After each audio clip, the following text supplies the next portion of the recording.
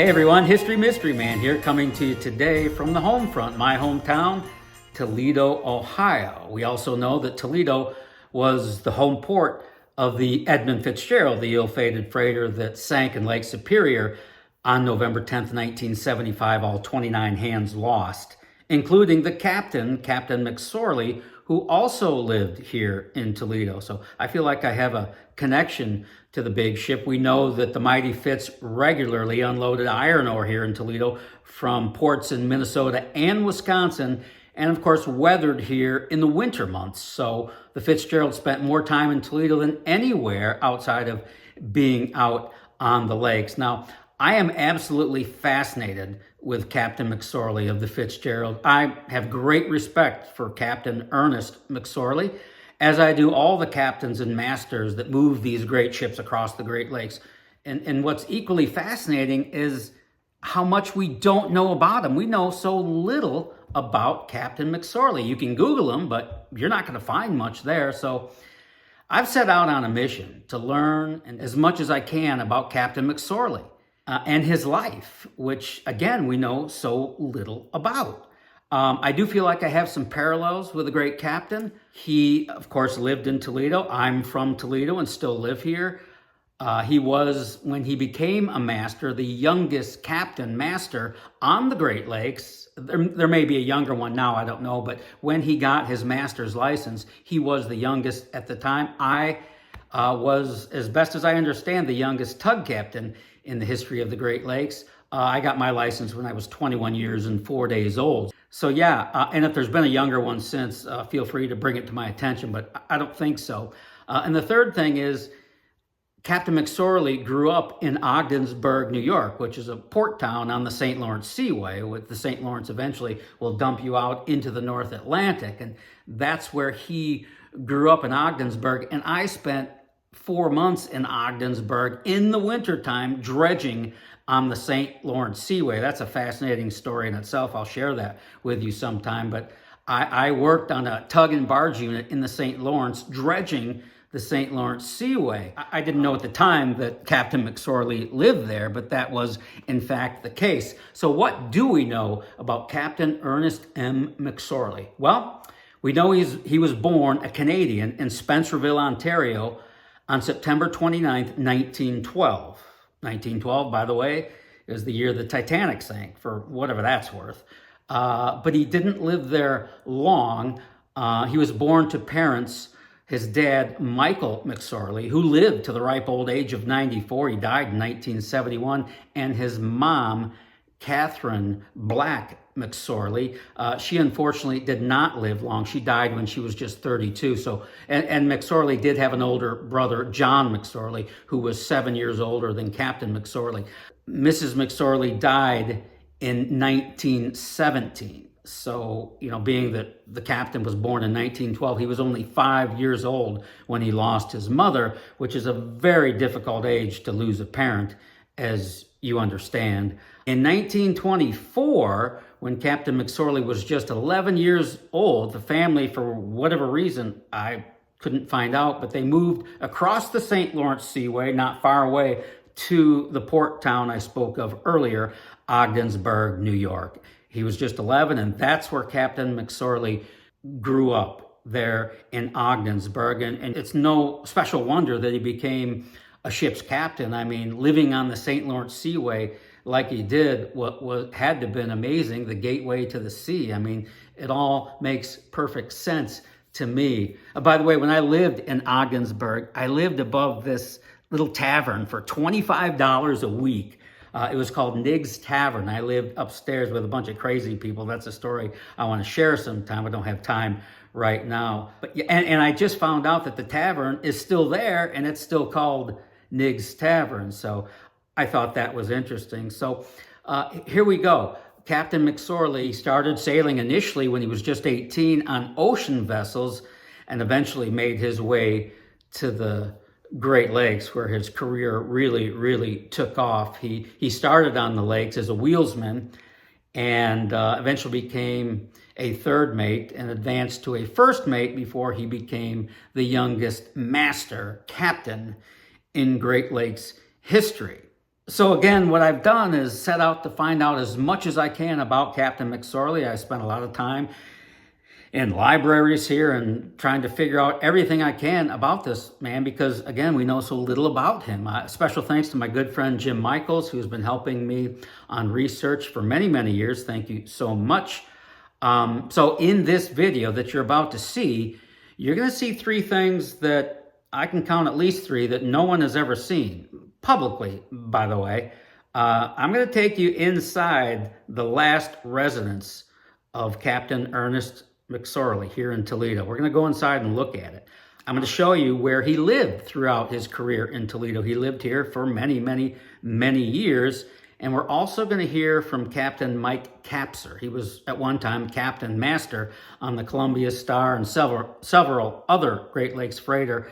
Mike Capser worked as a third mate under Captain McSorley on the Fitzgerald. So we're going to get a couple of stories from him. And that's just the thing. Most of the people that worked with Captain McSorley are dead and gone. He had 3 stepchildren with his second wife, but they're dead and gone. So it's a mysterious mystery man puzzle we're trying to put together here. And I did the best I could. And that's about as well as I'm going to set this one up. So let's dig right in. Please enjoy following in the footsteps of Captain Ernest McSorley of the Edmund Fitzgerald.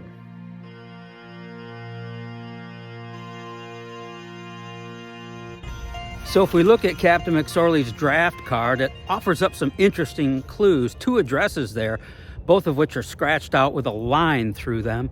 Now, we know about the one address, his boyhood home in Ogdensburg, but the other address is really interesting to me. Miami, Florida, 435 Southwest 6th Street in Miami, Florida, which was the address of his first wife, Ernestine Dick.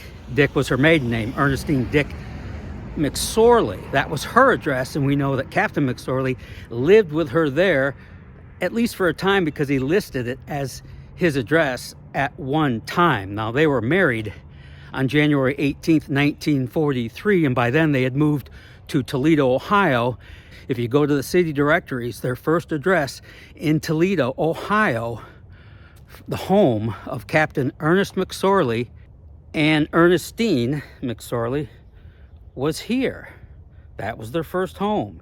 It was built in 1942, so when they moved in early on in 1943, it would have been a brand new home for the McSorleys. Now, they were divorced in 1948, and she moved back to Miami, Florida, where she died in 1968. But they lived here for about 7 years. This would have been the first Toledo home of Captain Ernest McSorley of the Edmund Fitzgerald. Now, soon after the divorce, sometime in there, he met Nellie Pollock, and they had a different residence here in Toledo, and we're going to go figure out where that was. But this would have been the first home of Captain Ernest McSorley, a little modest house here in West Toledo. Very cool.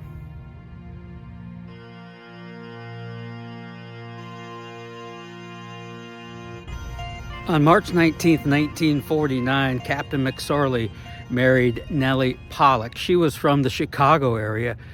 It would be Captain McSorley's second marriage and last marriage. He was married to Nellie to the very end when he died on the Fitzgerald in 1975. She was a beautiful lady. She had 3 kids of her own, so Captain McSorley took on 3 stepchildren in the marriage. And if we go to, again, the city directories here in Toledo, we will note that they lived here, right here, for about 5 years. 1951, 52, 53, 54, and 55. That was the second home of Captain McSorley. The home was about a year old when they moved in. So again, he moved into a newer home. That was the second Toledo home of Captain Ernest McSorley. Now, it's always so interesting to follow in the footsteps of people. I've been doing it forever. I've been looking for Lincoln forever in Illinois, following in the footsteps. But this is the sort of thing that it just interests me to know where Captain McSorley lived, where he came from. And this is one of those places, his second home in Toledo here very near the University of Toledo. So he seemed to like this general area.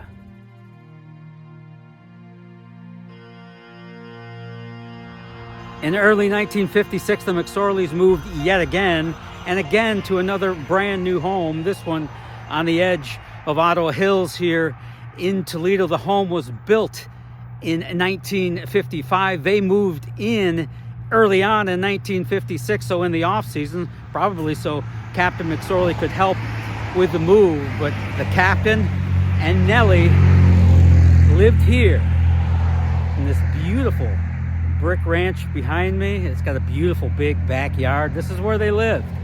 Somewhere in there, after they moved in this is a busy road if you haven't noticed, but early on, or somewhere after 1956, their address falls off the directory. And I don't think they lived anywhere in between here and their final residence, which you're about to see. But I think he purposely took the address off the registry because he was gone all the time and she was home alone a lot, and he didn't want that information public. But they moved here in 1956. Beautiful little brick ranch here in Ottawa Hills. Now, one other interesting note on this home, my first starter home is right across the street, literally right across the street. And when I moved there back in, I don't know, the late 80s, I had no idea that Captain McSorley, he was gone by then, but his home was right across the street. That's interesting to me. But yeah, this is the home of Captain and Nellie McSorley. They lived here. Super nice.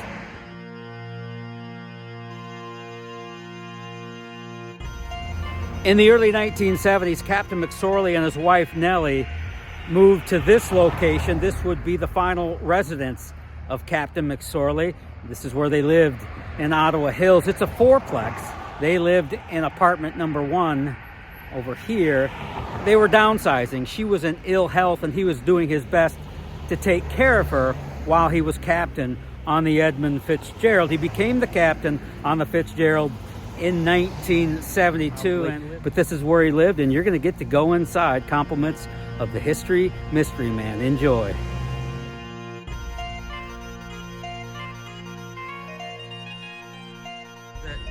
So, Captain, you did work under Captain McSorley, yes? Oh, yes, I did, twice. Yep. Which boats? J.R. Zanzibar the first time, about 6 months on there with him. On the Zanzibar? Yeah, and he was a good guy and everything, but he was a weatherman, you know. He disregarded warnings. He got us in trouble once. Was that on the Zanzibar? And the Zanzibar. What happened in that deal? He asked the engineer, between him and the engineer, whether we should make one more trip before a storm that was coming in. Engineer's advice, we had no business saying anything, said, yeah, let's go ahead. And so we did. We went and made another trip. It was pretty windy already. By the time we got to Chicago, the winds were 80 miles an hour. And we went to anchor behind the wall. Anchor didn't hold. So he pulled up his anchor and we went out, and the seas were like 8 to 10 foot at least outside. And it just battered the hell out of you. The boat rocked so far you wouldn't know whether it's coming back to normal. Or after about an hour and a half or so, he said, we can't make it. Any more of this and we'll lose the boat. So he said, we got to turn around and go back. So we tried turning around, and of course the wind was so strong that it couldn't make it with one turn. We used an old pattern that's older than the hills, swing one way and then the other way and then come back full force, which did work out. We turned around and went behind the wall and dropped 2 anchors. Dropped 2 anchors because the first time you were dragging one of the anchors, it wasn't enough. Yeah. So he thought he needed to leave and take a run for it. It didn't work out, so he came back and put both anchors down. Yeah, after the storm was almost over then already. But did you not work under McSorley on the Edmund Fitzgerald? 72. I worked with him from fit out till August or something like that. And he was a good. He talked to me real good, and we got along real good. A nice guy and all that, but he still was a tough weatherman. And what he talked to me about one time was retirement. He said, you know, I think I'm gonna retire next year. Next year will be my last year. He never made it. He never made it, Boat yeah. sank. But you did work on the Fitzgerald. I did. Under McSorley. Under McSorley. As the third mate, was it? Third mate's job, yes. Yeah. Was he difficult to work with? Or No, he was real good. He's not demanding or anything, you know. Good man to work for. No complaints. Did he have a sort of a quiet demeanor to him? Yeah, he to didn't himself? stand up and yell or anything. Never, no. No. No screaming or yelling that I ever noticed. But I know the time we talked, I remember it was at the dining room table On what boat? on the Fitzgerald. So you guys had a conversation with Captain McSorley at the dining room. Yeah, in a dining room across from each other. Mhm. Nobody around. We talked. And that's when he told me he was going to retire next year or the year after, which was 75 when the boat sank. Sure. Do you remember what you were doing when you heard the news that the Fitz went down? I was on the Columbia boat, and Yeah. we were on Lake Huron, just coming out of the river, and the storm has progressed. Within 2 or 3 hours, it was storm warnings were up, and the waves eventually were like 18 feet high, and we just checked down the boat and let it go up and down and just ride the waves Yeah. heading into it. Yeah. Well, listen, thanks for your time. I appreciate your comments on Captain McSorley. I thank you so much. You bet. Okay, Yes, sir. you're welcome.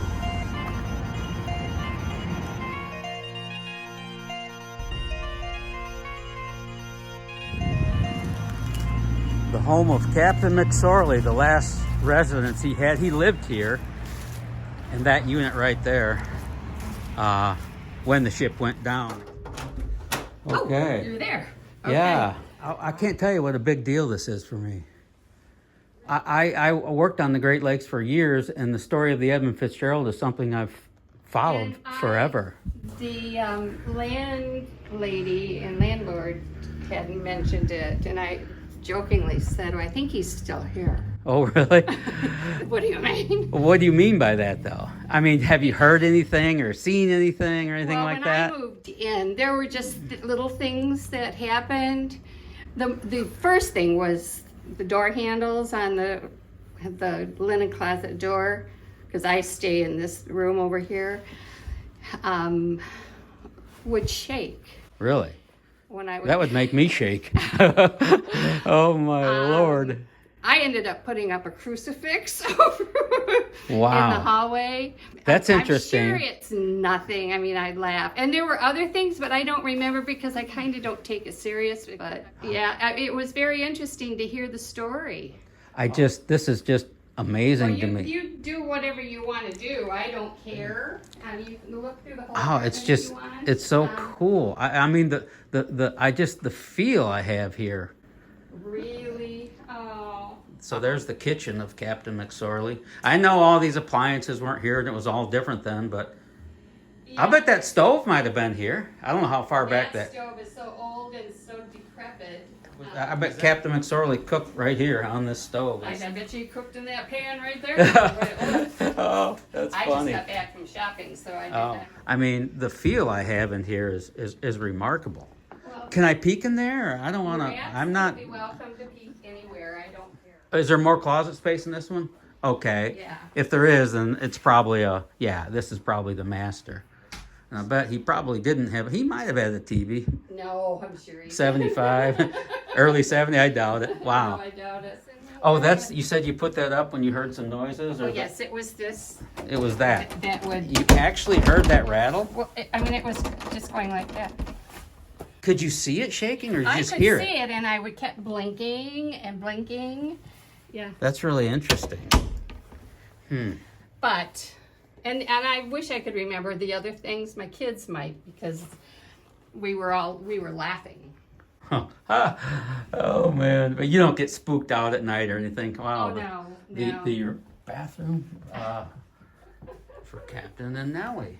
And this, I didn't realize these were 2 bedrooms. So, and so I got to believe that this would have been the 2nd bedroom, or spare, whatever you want to call it. Take a picture of what it looks like, of what they would look at, maybe. Yeah, if Captain McSorley looked out the back, he would see his garage, and that's the stall for number 1 where your car is. So Yeah, that's where he parked his car, in Right. that garage. Yeah. And this story here, I don't know if this is of interest for you, but this would be where he would come in. Right, right. Yeah, this is out the back way. Yeah. This is the way I came in last year, and I walked right up and pointed at number 1, and I kind of tapped on the door, and I'm thinking, please come on, answer. But I wouldn't. so sorry. No, that's okay. It's very interesting to me. I just can't believe I can't believe I'm here. This was. I know it's a weird kind of dream, but it is a dream for me to be in the space where Captain McSorley lived.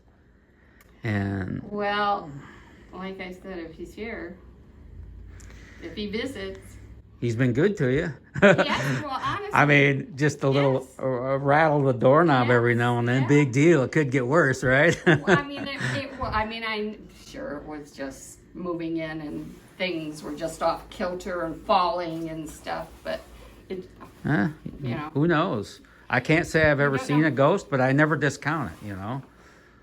And like I said, it didn't bother me, because, well, it did bother me at night when I was watching that. It did bother me because I had just moved here. Yeah. So it went down and went down fast. And Bernie Cooper, when he got to Whitefish Bay, to the safety of Whitefish Bay, they were only approximately 17 miles from Safe Harbor. They almost made it. They came all the way across Lake Superior in this terrible storm. The Arthur M. Anderson, Bernie Cooper, gets into the bay, Whitefish Bay, and he's contacting the Coast Guard. Said, "Look, this ship's, I think it's gone." And finally, the Coast Guard was starting to catch on about 9 o'clock and said, "Well, hey, can you believe after surviving the storm, they asked the Arthur M. Anderson, Bernie Cooper, if they will go back out into the storm and look?" And look. And he said, well, geez, he didn't want to go. No. But being the great man he was, he turned his ship around and went out looking for survivors of the Edmund Fitzgerald. And none? He saw an oil slick and began to come across debris, and by that time they knew that the ship was gone. 29, did you say? 29 men. So I'm so glad I saw you, because this is an interesting tidbit for the day. It certainly is for me. One of the most interesting, and I don't know. This one ranks right up there, like all time.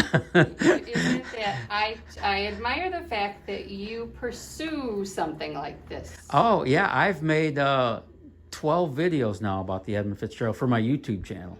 Thank you so much. You're welcome. See ya. Bye-bye. Very cool, very cool.